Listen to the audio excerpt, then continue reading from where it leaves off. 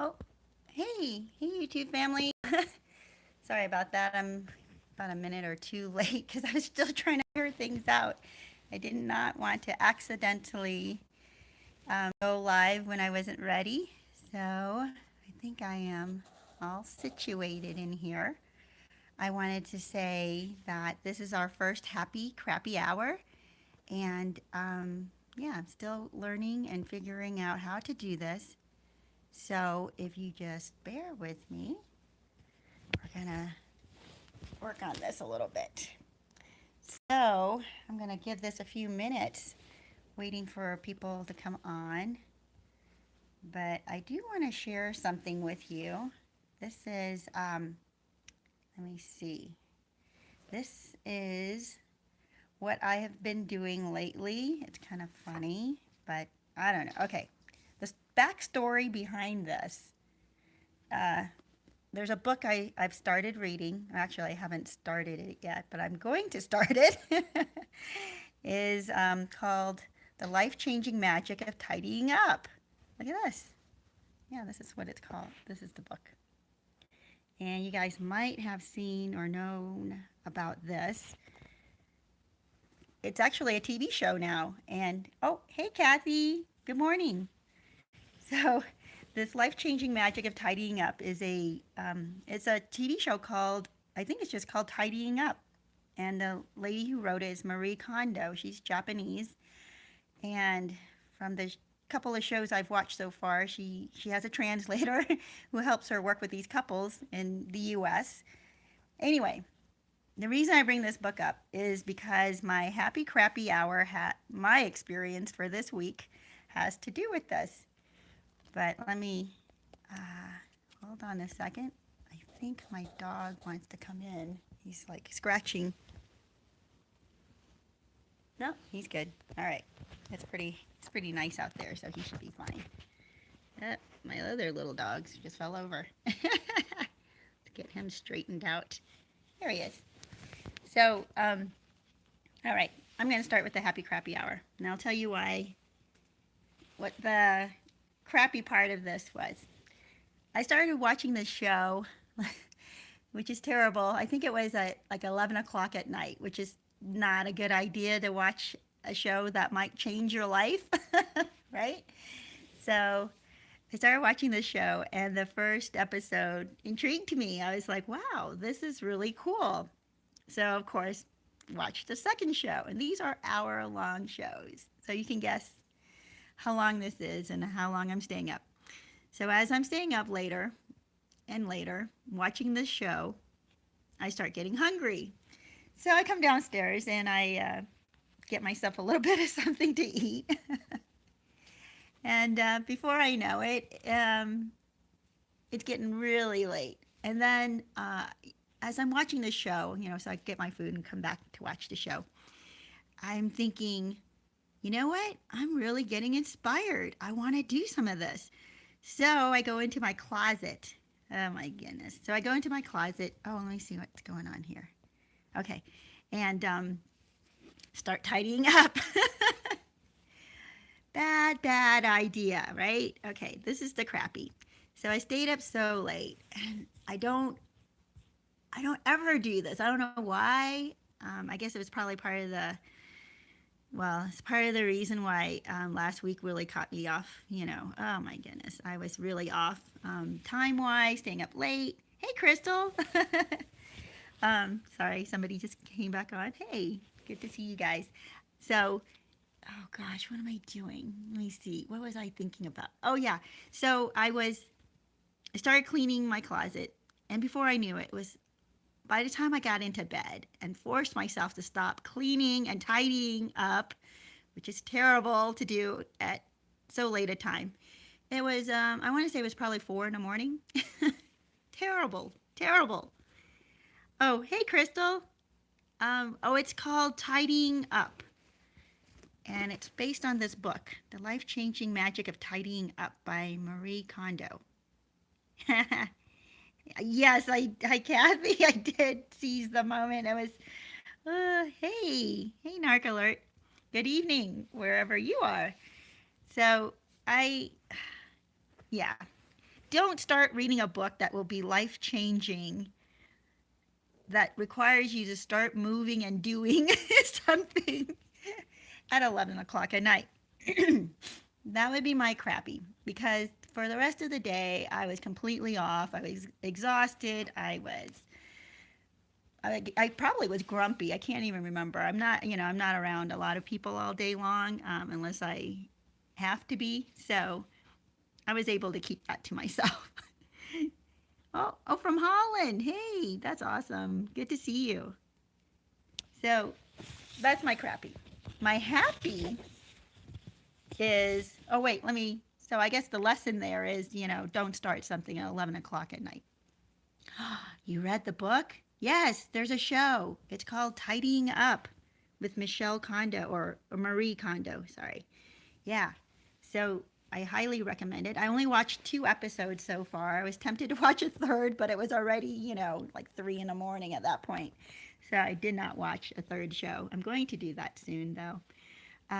But I think the book is good because the book lays out her strategy, and the show inspires you because you watch these families go through the act of tidying it up. Oh yeah, it's on Netflix. Yep. And the one of the coolest parts for me to see, actually the main thing I kind of focused on, was the relationship. I know, so bad, right, Crystal? She says naughty girl. Yeah, I should not stay up like that. But yeah, so I'm watching these families, and it's really the first 2 episodes I'm watching, and I'm noticing how the relationship between the couples, the two in the marriage, changes. And it's really cool. With the first husband, he's pretty stressed out about how cluttered things get, and it's not like a terribly cluttered house. I don't think it's not like Hoarders where you can't walk through the house.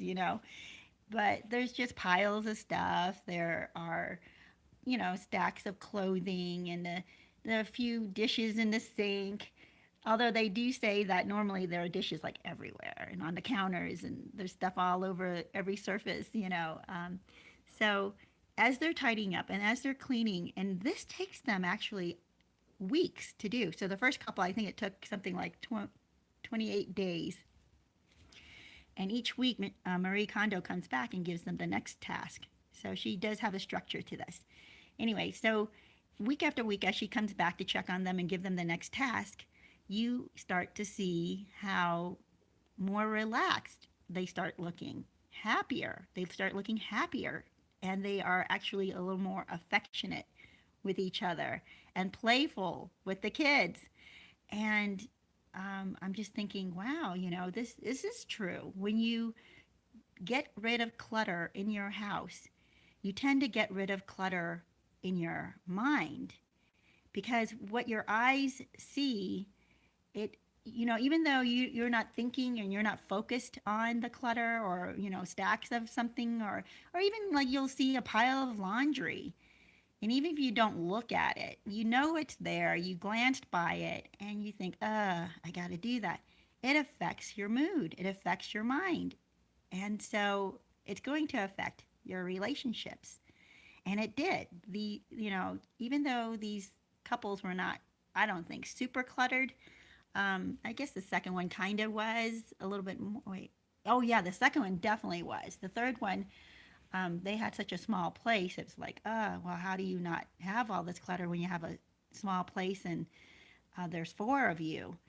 So anyway, my thing is that, yeah, Crystal was saying, wow, maybe getting rid of our clutter would have changed my narc's mind. I don't know. I don't know about that. But I know that a lot of couples do stress out on many different issues, right? And I think that clutter is one of those issues that we don't pay a whole lot of attention to, because it seems so insignificant. It seems like, oh, big deal. One's a little clean freak and the other one is messy. But you don't realize that the messiness affects the person who's the messy one too. So I'm watching these shows, and it looks like to me that the person who's the messiest in the couple, they they change their attitude. I think there's a lot of healing that goes on inside of them once they start to clear things on the counters. The wife in the first episode is kind of funny because she's the one who's like, oh, I'm just kind of free loving and free, flowing, and we do art with the kids, and we do whatever that makes us happy, and that's excuse me, and that's great. But when she started cleaning up and when she started getting organized, something she said she's never done before, she was always messy, and she didn't really care too much about clutter. It didn't bother her, she said. But you know what changes is when you start having kids. You start having kids, you get married. Now it's not just you anymore, and you can't just walk out at the door when you feel like it. You have to live in that clutter. So she didn't realize it, but it was starting to affect her. Oh, who's Kathy says, I cleaned to clear my mind of the narc. Ooh, I was so confused, so I cleaned out memories that I didn't want anymore. That's an excellent piece of advice right there, actually, because I also did a lot of that. I went through all of my things as well, because for one, you want to keep moving. You don't want to just lay in bed and cry all day, right? I started moving. I started getting up, and I thought, okay, what can I do? I barely have the energy or the emotional capacity to do a whole lot of anything. So I would get up and think, oh, I'll just clean out this drawer, and I'll start cleaning off the counters on my kitchen. And then I was like, well, if I'm doing that, let me start cleaning out each cabinet in my kitchen. So I started going through each cabinet in my kitchen, and I would get rid of things like I never used, or start at least coordinating and cleaning it out. I went through my pantry, got rid of old stuff that had expired, and organized that so I could see what I had in there. I just started to clear and clean. Crystal says, yes, me too. Anything that reminded me of him or took me to a memory, I got rid of. And, that's where I didn't have a whole lot of memories of the people who were the narcissists in my life because I didn't accumulate it. I just didn't, yeah, that was just my experience. But I think that you're right. I guess over a period of years, I had purged the things that I did not want anymore, or things that reminded me of my narcissist. So I did get rid of those. Crystal says, yep, keep moving. My anger was real. Ooh, he cut his face out of pictures I wanted to keep. A lot of pictures I took were digital, so I didn't have to cut any pictures out. I just didn't get them developed. That was funny. So anyway, that was my crappy, right? I stayed up too late. But the good in it is, I think, my happy part of my week last week was then I started making this conscious effort to clean up the clutter in my life. And as I started putting things away, after Christmas, uh, I tend to have a hard time putting things away right away. I can't find the time. I'm out too much. So I forced myself to stay in and start putting things away in the house, which was really good because it made me feel a lot freer. It made me feel a lot less burdened once I got all that Christmas stuff out. So I'm still working on it, actually. It should be finished by this weekend. So that's a lot sooner than it has been in the past for me.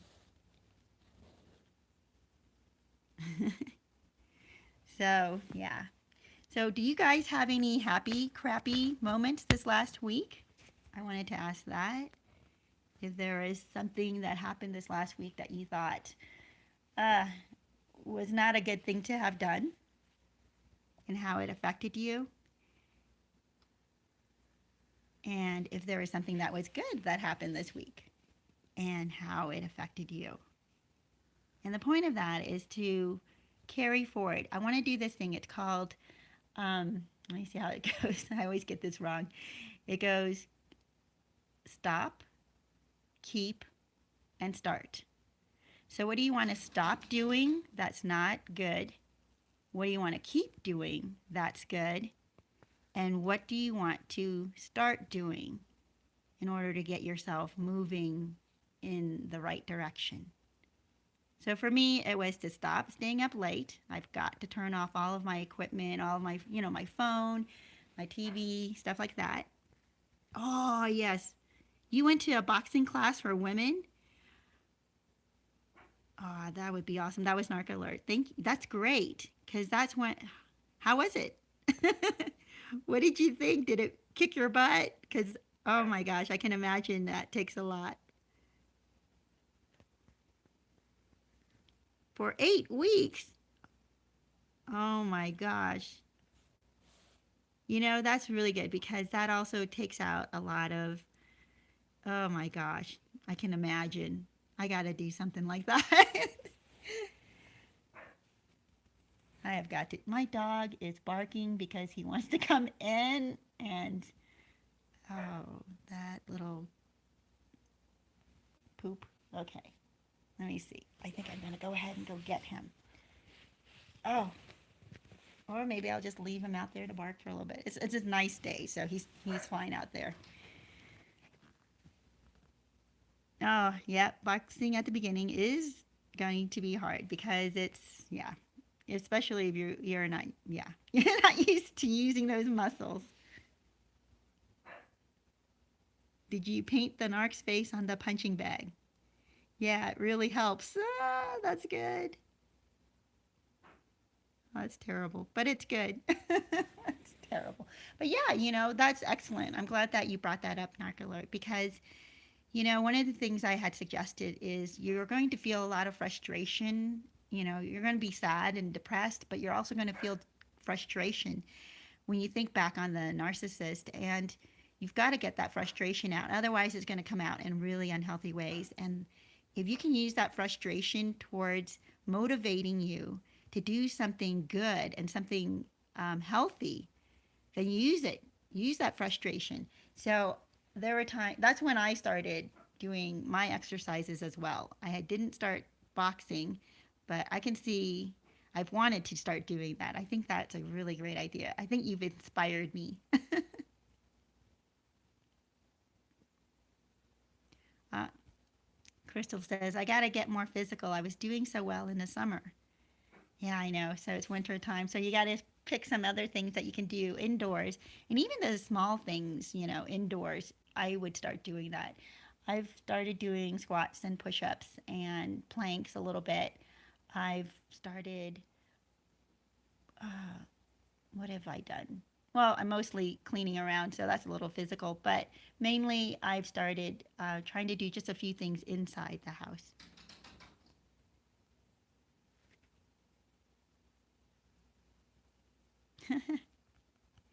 So today I have also, oh, let me ask you guys anything. So are you going to start doing or keep doing boxing?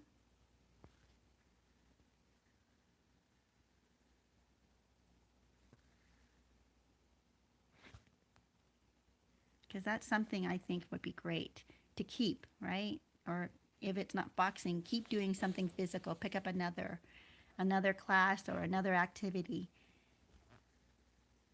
So that's excellent. So you started boxing. I would suggest you keep boxing. Is there something that you should, let me see, did it get you in shape? True, it did. Oh, yeah. Oh, I see. Yeah, all this activity, that's the best thing. Instead of letting yourself fall out of shape and get unhealthy and sicker, you need to, oh, I see, you're starting it and it's for 8 weeks. I just started this week. Okay. I thought you've been doing it for 8 weeks. So that's great. That's great. Ah, that's so wonderful. You feel good. When I started exercising, I was so sore the next day. I thought, what did I just do to myself? Because I could barely walk. I just overdid it. But you know what? It felt good. The pain actually felt good because it felt, I wasn't in pain for, I was not in pain for the other reasons. I was in pain for a good reason because I knew my body was getting stronger. And that really helped me a lot. Kathy says, I changed the bulbs in my garage door opener. Thought it would be complicated. Easy peasy. Yay! That's also really good. Okay, yeah. Fixing things, changing things around the house. Yeah. So, yeah, Narcular says you have to go through the pain. And it's true. You go through this pain, the physical. If you're doing something physical and you're exerting yourself, you're getting your frustration out, it feels so good. It's refreshing. I think that's one of the reasons why I was able to bounce back a lot faster with these last two narcs that were in my life. And actually, oh my gosh, yeah, a friend, yeah, a friend of mine had to deal with one, and it really hurt her feelings when the narc in her life walked out. It was also just a friend, not a romantic relationship in this case for her, but it hurt her. It made her, feel rejected. And I think part of the reason why you can get over things a lot faster is when you focus on something else. And especially if you can focus on something that's healthy for you, because then it inspires you to keep going and you can actually feel yourself getting stronger and feel yourself getting healthier. Yep. Crystal says it feels good to do something different with ourselves. It's how we become slowly independent of the narc. Absolutely true. Independent, not just, physically separating yourself from them, but emotionally, right? You don't rely on them to feel good anymore. You start feeling good when you're working on yourself, when you're getting stronger and just physically your body is well, for me, I started trimming down. I had gained a few pounds over the years, and I was kind of happy. Not that I thought I was like extremely overweight, but I was a bit for for me, I was. So when I was going through the kind of sadness or whatever of the narcissist in my life, and it was in the point in our relationship where things were kind of very confusing for me. Like I didn't know what was going on in our relationships. I didn't know why people were being as mean as they were being. It kind of put me in a depression. And for me, what I did was I kind of stopped eating, which is not good. But I stopped. Hey, Kamar, it's good to see you. I'm going to read yours in a minute. But I started working out, and after a few weeks of not eating very well, I started eating well, and then I started exercising, and I actually trimmed up, and I felt really good. I felt good about myself, felt good about how I looked, and that helped me separate from my narcissists, where I didn't need their friendship to fulfill me or encourage me. I encouraged myself. I was encouraged by what I was doing and the results I was seeing. Okay, so I want to read what Kamara wrote here. After my first narcissist girlfriend, I started to figure I've been with a lot of narcissists in the past. Just didn't know it then. Yes, right? Yeah. Kathy says she paid her bills. Getting independent feels so different. Yep. That's true. It's another aspect of what you have to do to motivate yourself when you start financially becoming more healthy, right? You start paying attention to your bills, you start paying things on time, you start maybe getting on a budget, you start figuring out what you want to do financially, maybe saving some money. Anyway, it's all good. And when you start seeing these areas of your life grow, the financial area, the physical area, and we'll go into the emotional in a little bit, but when you start seeing these things happening in your life, you do start to feel like things are getting more organized in your life. Kathy also says yard work is hard but very satisfying. Yes. Oh, I cut down a tree a few months ago that was dead in my yard. So I brought out the chainsaw, and I was just thinking, People must think I'm nuts. I'm out there chainsawing my trees. And I don't live in, a very wooded place. It's just in my yard, a tree that died. So, anyway, I'm sure my neighbors thought it was pretty funny seeing me out there. Crystal says, Kamara, yes, I think we all realize there's been more than one in our lives when we realize what this is. But once aware, we can put an end to it. Yeah. That's the thing for me too, is once I learned what narcissism was, that's how I just kind of felt like I got not ambushed, but this wave just came over me, and I just realized, oh my gosh, these people, it explains it. It explains my relationship with these people. I understand now what the boundaries need to be, and I understand their limitations in our relationship. So that kind of made it easier to let them go, actually. Because once I realized they were a narcissist, then I'm thinking, oh, well, this relationship has been a burden to me, and I need to let you go because, I feel like I can breathe now that you're gone. It was good.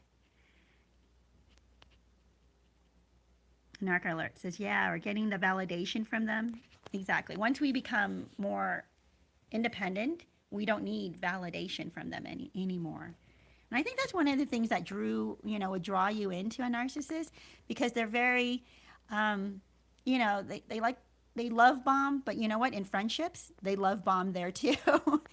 They build you up. They tell you all kinds of good things about you, and they want to spend time with you, and they want to do things with you, and then you feel like, wow, this is great. This is a really fun friendship.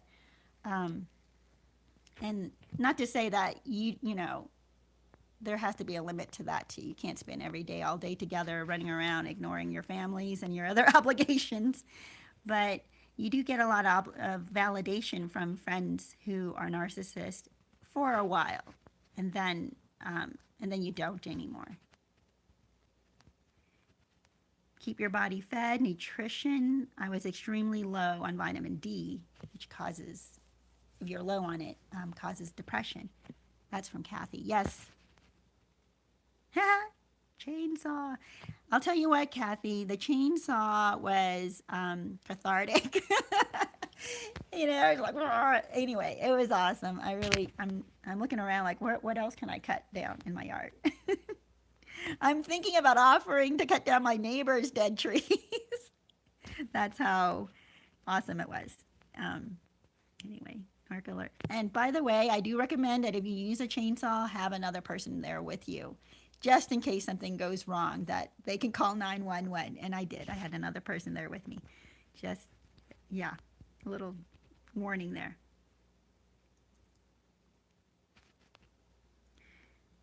Crystal says, Narc Alert, I had become a scared little animal that needed his validation for everything, lost the essence of myself.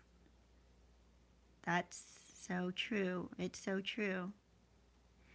I had done a video about that, how you don't want to, I think it was my last video, you don't want to lose yourself, because when you lose yourself, well, I mean, you do. In every relationship, you lose a part of yourself if you don't keep your boundaries. We tend to mold to be like the other person a little bit. You feed off of each other, but then you also, after a few weeks, months, into the relationship, you tend to want each other's approval. You tend to want to have, please each other, even if it's in a friendship. You kind of let things slide. You don't want to offend the other person, or you don't want to hurt their feelings. So you kind of start keeping things to yourself instead of, keeping your standards and telling them, you know what, that's not cool what you did. So, and that was me. I did that with one of my friends who just, I kind of think she went off the deep end. But, I should have stood up to her a little bit more than I did. But it was kind of a delicate moment in her life. Excuse me about that. I need to get some water. But it was a delicate moment in her life, and I didn't want to push her too much. So I kind of, still was there for her, and that's okay and that's great. But um, I should have known long before, for years, that there were things that she was doing that was just not good, and I should have stood up. Kamara says, "For me, I almost lost everything to the narc. It took a lot of strength to get back where I'm at now. But it's just great, crazy to see how much you can put in a person that you really cared for." This is so true.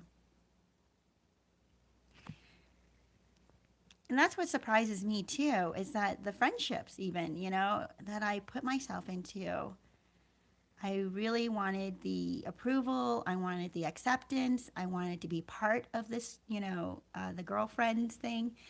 Um, and not that I, completely let go of all my standards or anything like that, but I did lose myself in it. And I did, you know, rejection just feels bad. That's all I can say is at the end of any relationship, rejection gets you to think about what's wrong with me and did I do something that I shouldn't have done? And you question yourself a lot. So if you're sticking to your standards, and I think I did most of the time with the girlfriend here, I felt pretty good once it ended. I felt like, you know what?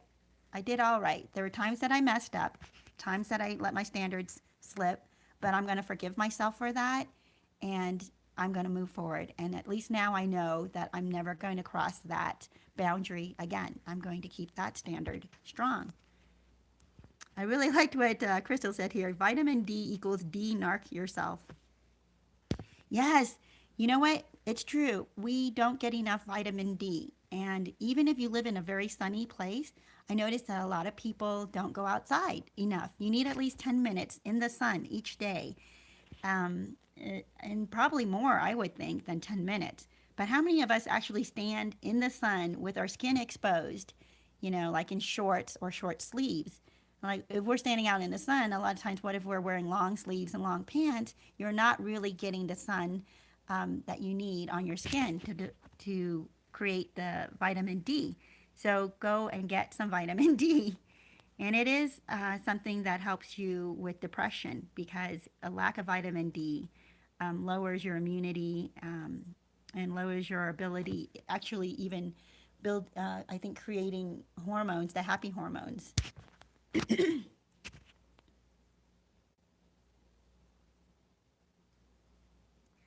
So, ooh. Yeah, after love bombing, you don't get the special treatment anymore. No different than a buddy. That's true. You're right about that. I have also experienced that.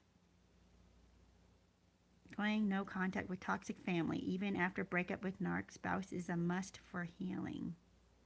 Oh, even after breakup with narc spouse is a must for healing. Just did it over Christmas and it feels so great. My new family is the most amazing church family ever. This is Novella Taboo? Entre the I'm not sure. I cannot pronounce these words. But that's fantastic, Novella. That's fantastic. It's true that sometimes you have to break up with, oh my gosh, a whole group of people. Yeah. If it's a family, sometimes it's a church, sometimes it's a neighborhood. Oh my gosh, I had a very toxic neighborhood I lived in once. And the thing that made it toxic is the women in it gossiped a lot about everybody. I don't mean all the women in the neighborhood. There were three that generally got together and did the gossiping and had, it was not healthy at all.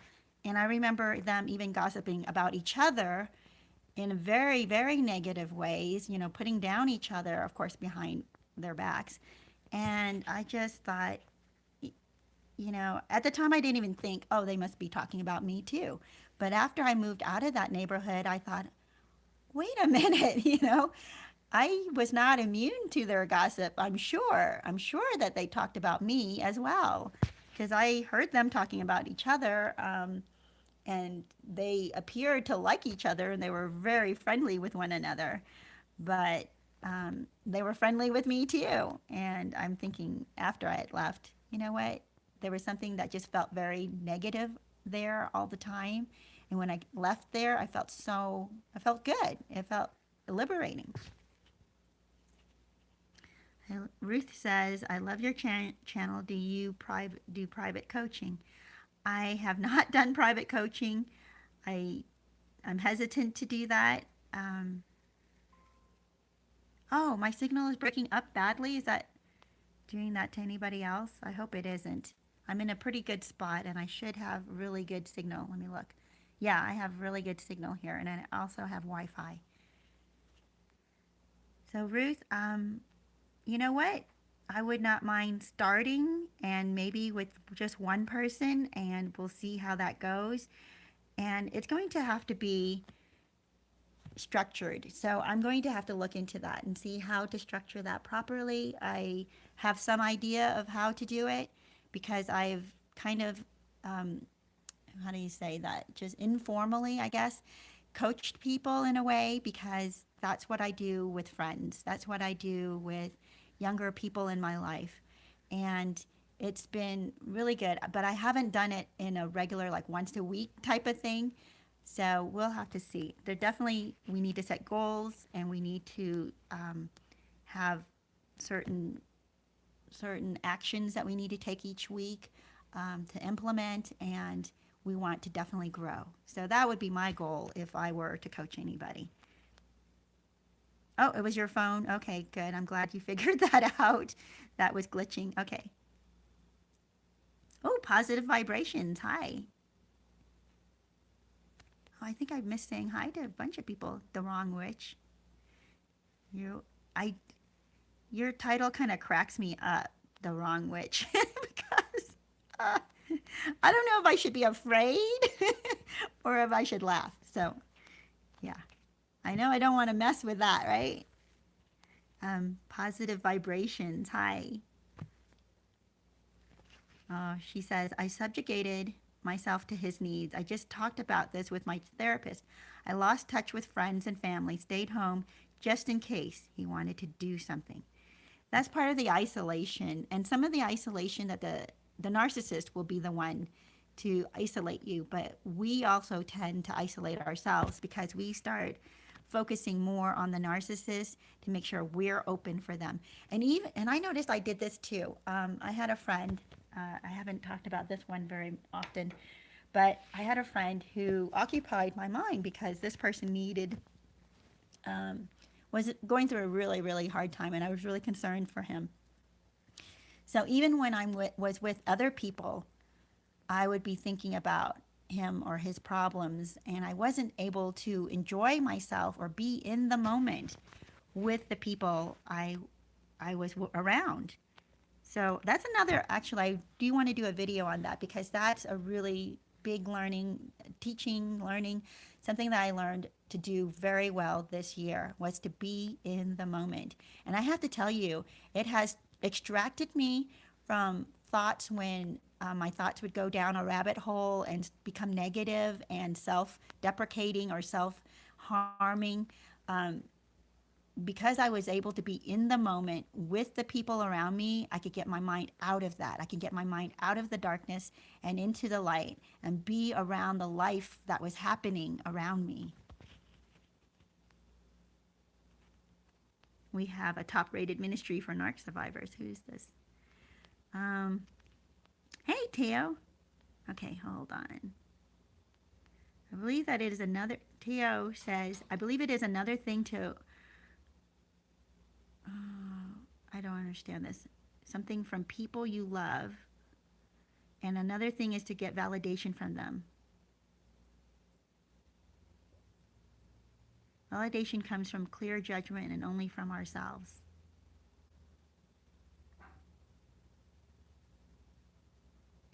I guess I don't understand this word. It's onward. Maybe it's spelled incorrectly.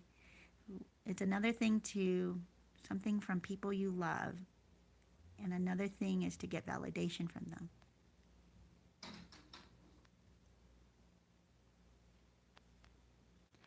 We have top-rated ministry for narc survivors. that validate. Okay, Kamara says that validation is like being on drugs. LOL. And I never tried drugs before, but I remember when I was with my narc, all I wanted was her to appreciate me. Never get that. LOL. Yeah, I think a big, that's, I had a friend or a person I was working with actually, and he was talking about feeling really down and feeling really not himself. He'd been struggling for several weeks, he said. And one of the things I said to him and I noticed was, he has a lot of kids, has a lot of really young kids and, a wife, and he's a pretty young guy himself, starting to get on his feet financially and all that. And I thought about it and I realized, you know what? He's probably not getting is validation. He's probably not getting appreciation, especially when you have little kids, because little kids will drain you. They're wonderful and you love them and they're so cute and funny and wonderful, but they do drain you. They require a lot of attention and they require a lot of validation. You validate them, but then I'm talking about little kids now, not the narcissist, but this is also true probably about the narcissist. You validate them and they don't turn around to show you appreciation and it drains you. And when you go for weeks and weeks without validation, without appreciation, you just feel like there's nothing there. You feel quite empty. And then when a narcissist comes along and is willing to validate you, is willing to lift you up and tell you how wonderful and amazing and beautiful or handsome or strong or witty you are, or how smart you are, it's like you're drinking water for the first time that day or that week. You're just so thirsty for it that it gets you. And the narcissists, they're so good at validating people in that love bombing stage. I'm missing a lot of comments here. Let me see. Crystal says, Teo, exactly. It takes hard lessons to realize we don't need anyone else's approval. And that's where in healing, we learn to validate ourselves. We learn to appreciate ourselves. Not just that, but it takes confidence, right? We build confidence in ourselves. So we don't need, it's still good and nice to hear validation from other people. And it does boost you a little bit, but realize that it's just a little boost. It's not meant for you to live off of. It's not meant for you to build a foundation on. It's, just a little pat on the back. That's nice, but it's not meant to get you through the hard times. What gets you through the hard times is knowing who you are and believing that you are strong and remembering for yourself when others are not there to validate you, you can validate yourself.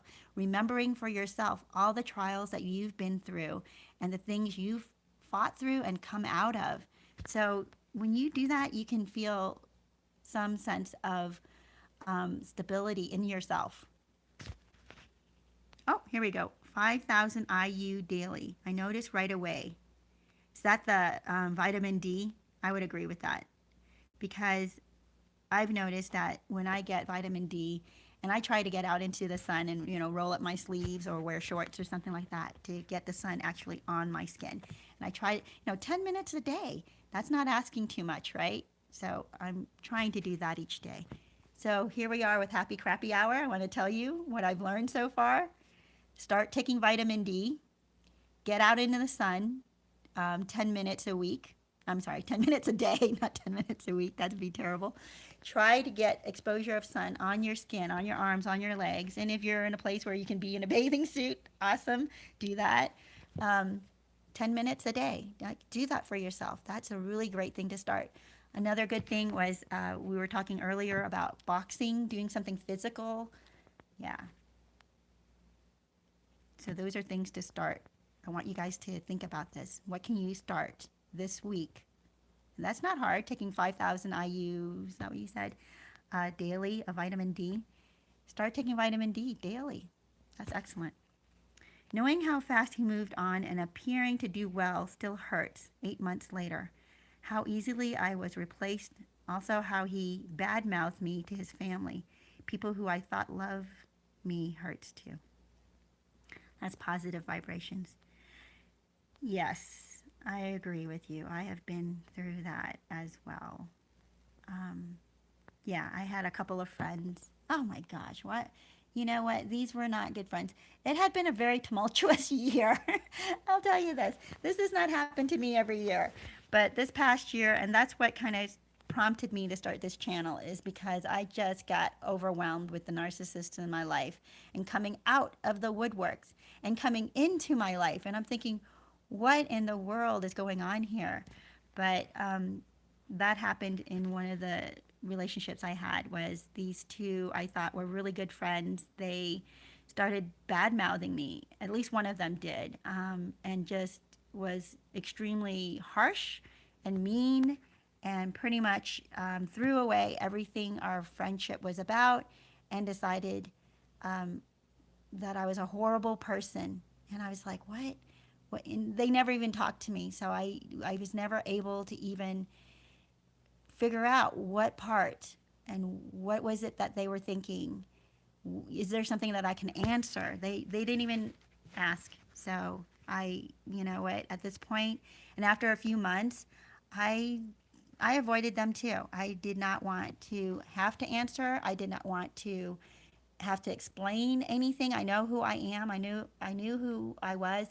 I knew that my heart was good and in a good place.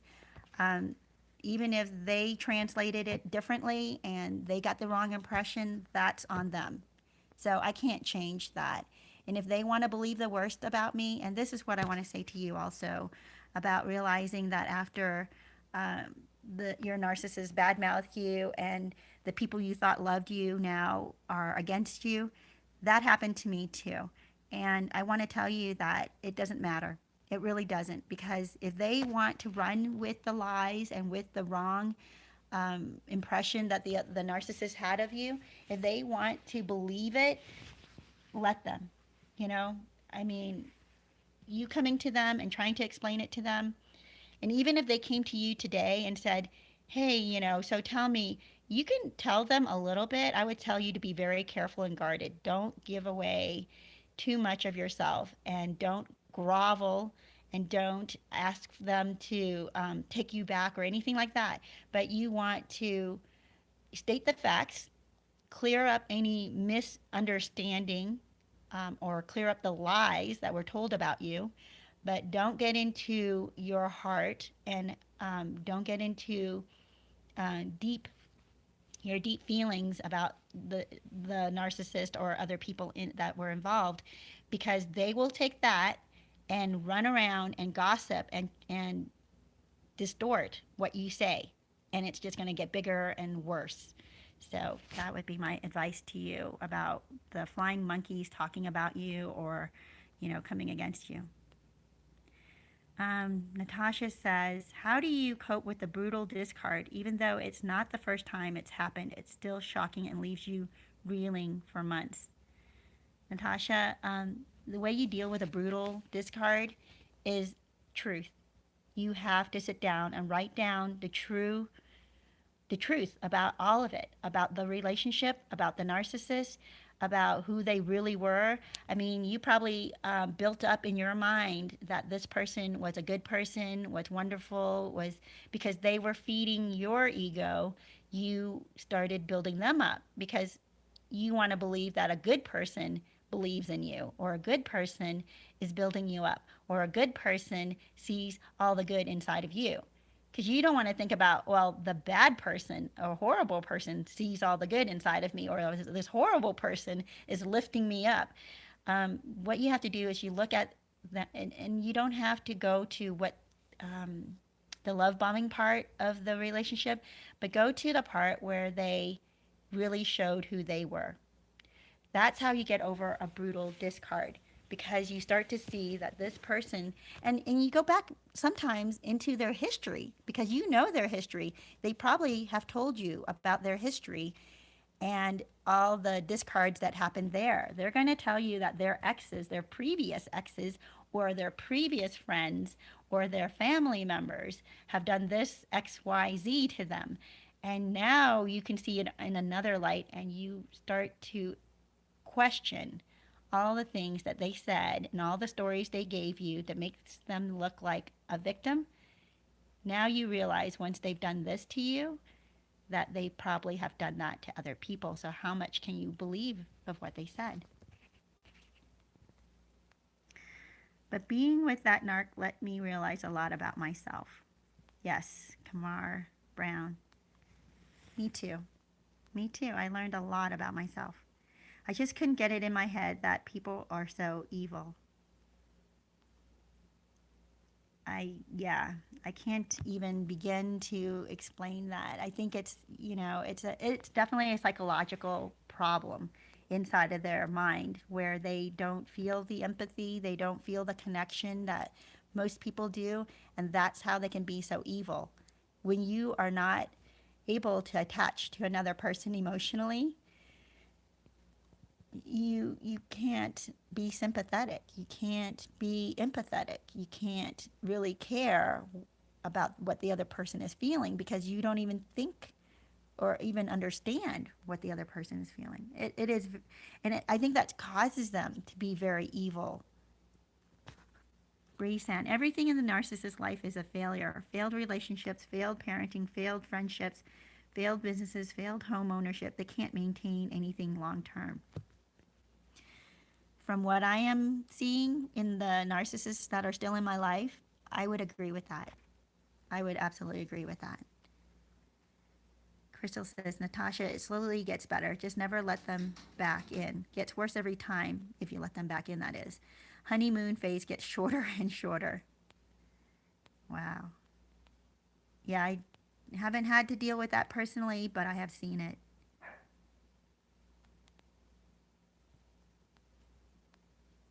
Let me see. We're coming up on our hour, you guys. I don't know. Do you want to stay on a little bit longer? I can do a little bit longer. If only we would have listened to our gut feelings. That's from Narc Alert. Yes, it's true. Our gut does tell us, right? I mean, there have been so many times my gut kept telling me, get out, get out, get out. And I kept thinking, but I don't want to abandon this person. I care about this person. They need, there are things I know that they need, and I'm going to be able to validate or help them or whatever. And I should have just started backing out and realizing that it is not my responsibility to save this person from their own destruction. And that's a big lesson that I learned. Okay, so you guys, I need to kind of bring some of these things together in a lesson here. Oh, there's so many comments that I'm not keeping up with. I am so sorry about this. Would you consider doing a video on narcissistic grown children who live at home? Ruth, I could possibly do that because you know what? I may ask a friend of mine because she has a daughter who lives at home and has told me that her daughter is definitely a narcissist and has told her, Mom, I think I'm a narcissist. And I think part of that's because the daughter has a hard time attaching emotionally to people. And she recognizes that in herself, which is something strange, right? They say most narcissists do not understand or notice or can recognize that they are. Okay, I might do that. Thanks, Ruth, for the suggestion.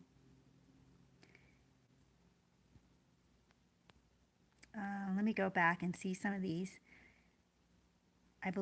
Crystal says, I believe my ex's parents are both narcs. Super fast courtship, married in 3 months. Lots of drama and cheating. Ooh, yeah, I think you're probably right, Crystal. Those are definitely big signs of it.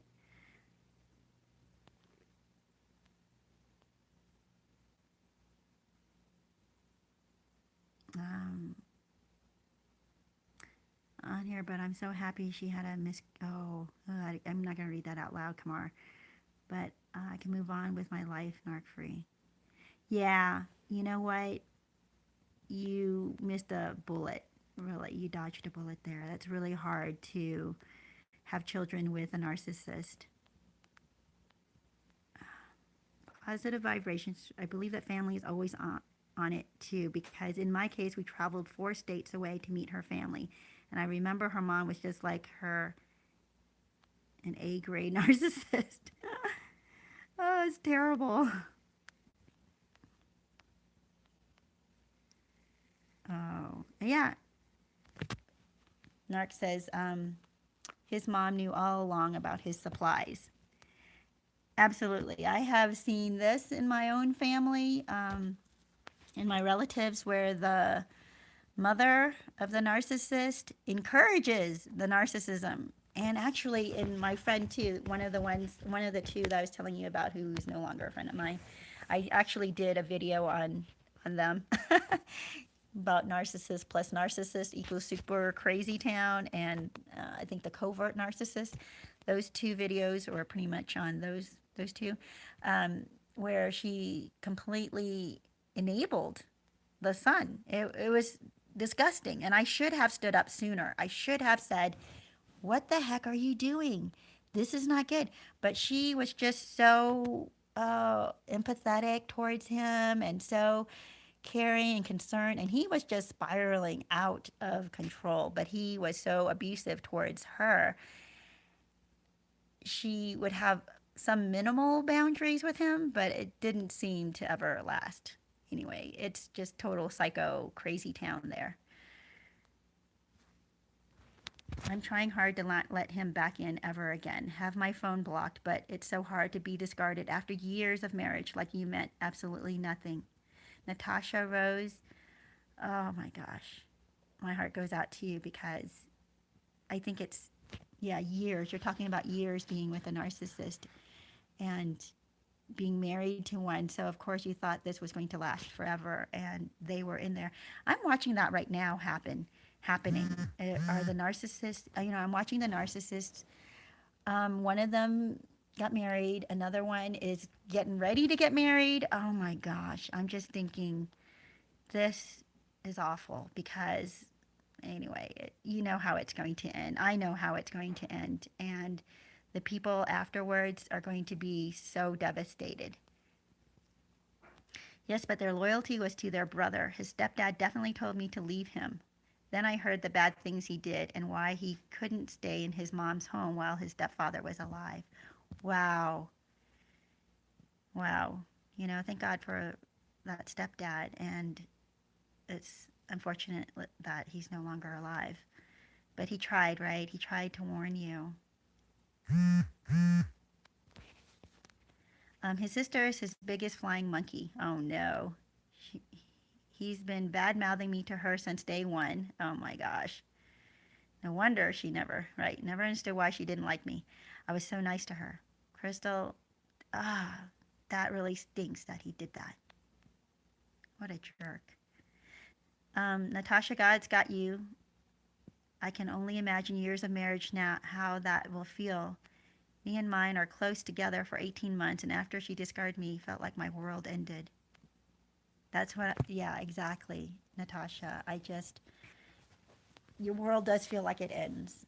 I did have a very close relationship a long time ago, and when that ended, it crushed me. And I learned a lot about it, but that's why I'm drawing back on all the different narcissists that have been in my life. Now I understand who they really were, and I can put it in perspective, but I still I can remember how painful it was and how hard it was to let go.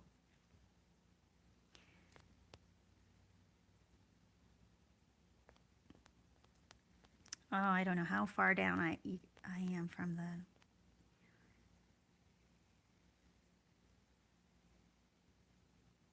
Oh my gosh. You look back on the narcissist history, what little info they give you. You put more together why they are messed up. His mom was still bathing him at age 11. Kathy. Actually, I knew another kid in my toxic neighborhood. I was telling you about the gossiping women. One of those women actually was bathing with her son in the shower. Let me think, how old was he? I think he was like 8 years old. I don't think a naked mom should be in the shower with her son at 8 years old, but that's just me. Only woke up to narc abuse a year ago. It's been classic love bomb, devalue, discard cycle from day one. Can't believe I put up with it for so long. I always knew something wasn't right. pushed it down. Crystal. Yep. That's exactly how it is for all of us, actually. I kind of wonder, though, now that we know, now that we're in these communities where we can talk to each other and we're watching and educating ourselves a lot more about all the different tactics they use. So I think we're going to be more aware moving forward. And also, you know what? I think we're going to have more healthy relationships moving forward. I want to let you know I'm starting a few, and it just obviously you're going to have new friendships throughout your life. And there are a few right now that are at the beginning stages for me, friendships. And I feel like, you know what? I feel really good. I feel good about these friendships. I feel like I'm coming in with boundaries. I feel like I'm not going to become molded to them, but I'll still be myself. And if they like me the way I am, then great. And if I like them the way they are, great. And I think I'm going to want to start off also with being honest. And if they don't like the honesty, I'm not going to be brutally honest, obviously, but I am going to be honest about if they cross over moral boundaries that I have. I'm going to speak up and say, you know, I care about you, but this is just my opinion. And what and that's kind of touchy because some people don't want your opinion, especially if they're not asking for your opinion. Sorry, I just dropped my phone there. But you want to start off relationships where you have very clear boundaries for yourself. You're not going to let people cross over. And you're willing to give what you're willing to give. That's another thing I had learned about healthy relationships is you have to be okay with giving what you're going to give. Oops, sorry, I'm not holding this very well. Um, and then be okay if they take it and never return. You know, if you were willing to give a friendship, you were willing to help somebody move, but not expect them to help you move, you know, back, then that's fine. Help them move. They may not show up when you're moving, just know that, but give what you're willing to give. If you're willing to, you know, loan somebody $20 or $50 or $100, whatever it is, if you're willing to loan it to them, also be willing to let it go. Like if they never pay you back, are you willing to just let them have it? Um, you can encourage them to pay you back because that's good character because you want to encourage good character in your friendships. But if they don't give it back, you have to understand like when you gave it, you have to be ready and willing to let it go. If you want to save the narc, move away from her or him and don't let yourself being hoovered again. If the narc does not change his or her way, you will still have your self peace. That's from Teo. Yeah, you have to move away so you don't get the hoovering. How old are you? Crystal. Well, I don't want to talk about that. I am older. I don't want to talk about my age because I am protecting my mom. She is one of the big narcissists in my life that I learned a lot from watching her marriage, from being raised by her. I didn't understand it at the time as a child, and I grew up, and I've told people you don't come out of a narcissistic household without damage, and you do. You come out quite damaged. It took me multiple years to work through all of that and to find who I am, and I've said before, you know, what an amazing husband I have. He has helped me through a lot of that as well. He has been very patient and understanding and in helping me figure out. And he's been really great at just letting me talk and work things out in my mind. So I've come a long way. I've come a very, very long way. And then I've had relationships that were with narcissists that I didn't realize at the time were narcissists. And now that I look back,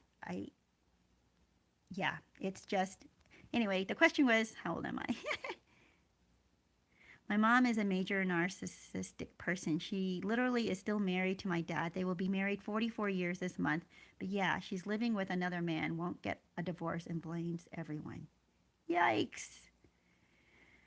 Yeah, I'm sorry to hear that. She's still married to your dad. How's your dad doing?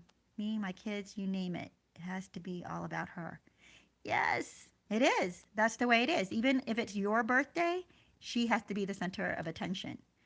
I have I've witnessed that too. It's so crazy. I just, but now I can label it while other people are sitting there thinking, what is going on? What's this about? Why is she upset? Um, yeah, the person who's not the center of attention, the person who's the narcissist, is going to be upset when they're not the center of attention. Yeah. How's your dad doing, Crystal? That's just off. I'm sorry, not Crystal. Elizabeth, how's your dad doing? How is he able to handle this? And does he know that she's a narcissist?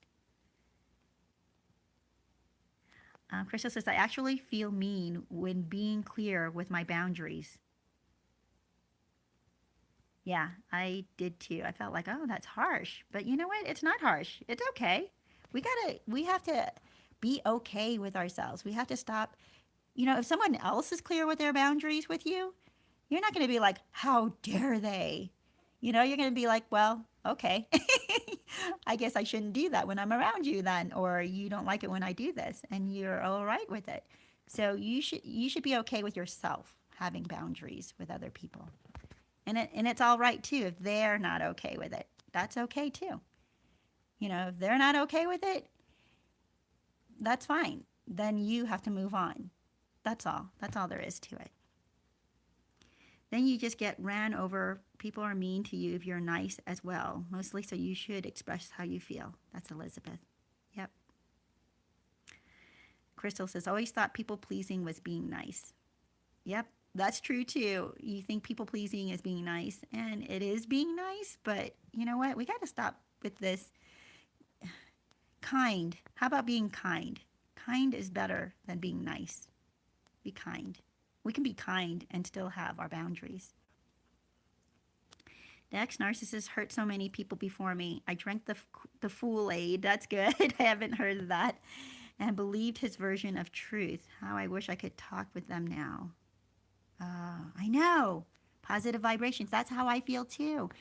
There are certain narcissists that I no longer am in touch with, that I know about their exes, and I've had minimal contact with them right after he broke up with them, but I didn't really bring up the subject because I didn't want to be the one to dive into it. I thought if they want to talk to me about it, I'd be open to it.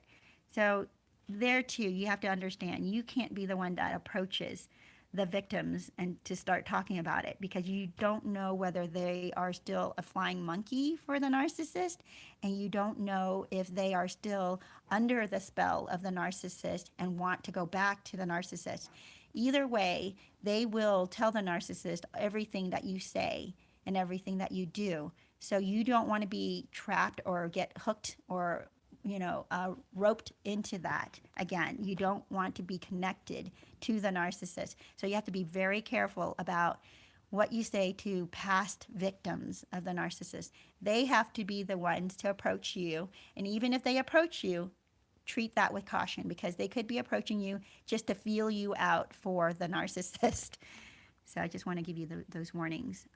It has to be that they pour out their experience, and then you can speak very carefully into their life, only about their experience. Don't talk about, you'll have to feel it out. So it depends on the conversation with the ex. Crystal Jean, are you me?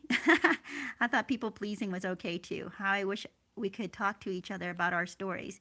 Everyone is just snap out of it. It's hard. I'm getting better. But yeah. No, you can't. That's the thing, when people don't know or don't understand about narcissism and you talk to them, yeah, they're like, well, just get over it. Just start dating somebody else. Just, put your mind on something else. And it's not that you can snap out of it, but the things that I've suggested to my viewers about getting healthier, using the frustration or the pain as a motivation to go out and exert yourself physically, that's, like taking a boxing class, like one of the ladies was saying earlier. If you can do that, then you'll start to move forward for yourself. It's not that you snap out of it or you can turn a switch, but you will start to heal whether you even realize it or not. Physically, you'll start to heal. And when your physical healing starts to happen, um, the mental kind of follows along after that. Ruth says, I often wonder how to set boundaries, how to know if they are too strong or not, and when not to make modifications or give in or hold strong to them. Yeah, that's, you know what? I got it. There's a book out there called Boundaries. Oh gosh, I forgot the name of the. But he wrote other books too, like Boundaries with Kids and Boundaries. I don't remember. I think he wrote like 3 or 4 in this series about boundaries. Henry Cloud, I think that's it, Dr. Henry Cloud. We need to do a book club on that. But a lot of times, I think that you have to set certain boundaries for yourself. Like if someone starts calling you a name, like the heck with that, you walk out. You do not need to sit there and listen to them any further if they demean you or degrade you in any way. That can be a boundary that's just hard set. And then there are other softer boundaries like, you know what, I don't like it when people curse around me, but I can take a little bit of it. So when people curse a little bit because they're just excited or whatever, I'll let that wash over me. I'm not going to be like, hey, watch your mouth. I'm not taking that. So there are certain soft boundaries and there are certain hard boundaries you need to have. Just Be Real says, I'm stuck as hell.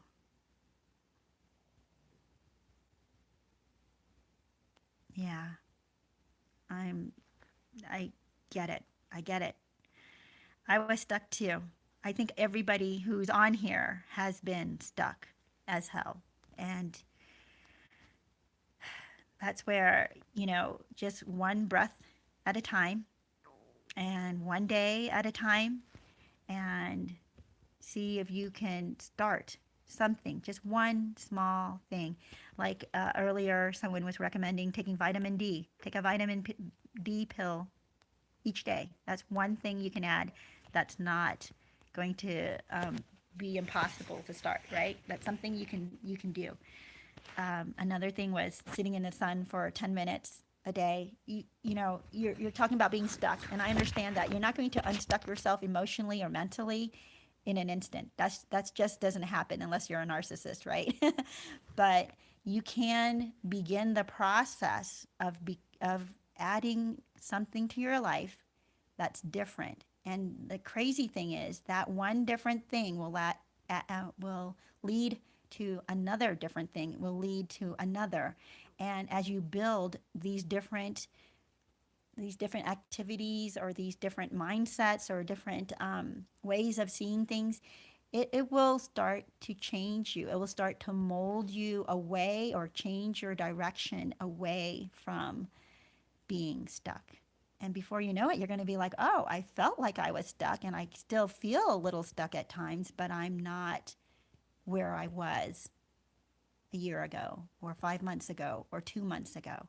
It can move as fast as that, depending on how motivated you get, really. It depends on what you're going to start adding in your life. Well, you guys, we have definitely gone over the happy crappy hour. We've talked a lot about a lot of things. I do want to tell you that the happy is that we have found the truth, right? We have figured out some good things that are working, like boxing or getting some exercise, starting something new, taking vitamins that you need, getting sunlight. We've figured out some of the good things that we can start doing in our lives. If you already are doing these things, if you already have gone no contact, keep doing that. So start doing some of the good things. Keep doing some of the good things that you've already started. The thing that you need to stop doing is stop beating yourself up. All right, you guys? Stop blaming yourself. Stop feeling bad that you weren't nice. Stop criticizing yourself. You have to stop doing that. And I'm going to leave you with this. Ta-da! This is the book that I'm starting to read, and I hear that the book is dry, and it probably is, because it has directions on how to tidy, right? Which is kind of a boring thing to do. But there's a show on Netflix, and you might be able to catch. I don't know if you can YouTube it or look it up in Google, but it's called Tidying Up. It's written, or the show is based on this book, and it stars this lady Marie Kondo, who wrote the book. The show is excellent. It is very motivating. If you watch it, you'll see people's demeanor change over the weeks that she works with them. You'll see if you're psychology is very interesting to me. So when I watch things, I watch for people's reaction, I watch for their behavior, I watch for change, I watch for growth, or I watch for that downward spiral and how negative it got. So to me, it was really interesting to watch these shows. I would recommend it, and maybe next week we can talk a little bit about this book right here. Hey, you guys, I'm going to be signing off here. I really have enjoyed hanging out with you. Oh, but I do want you guys to be able to talk for a little while longer. I'll let you wrap up a couple of conversations you're having, because I think that's important. Crystal says, just be real. It's because it wasn't a relationship. It was an addiction. Crystal says, it slowly gets better. Don't be hard on yourself right now. Low expectations at first. The small things, little things for you. Something different than before. Absolutely agree.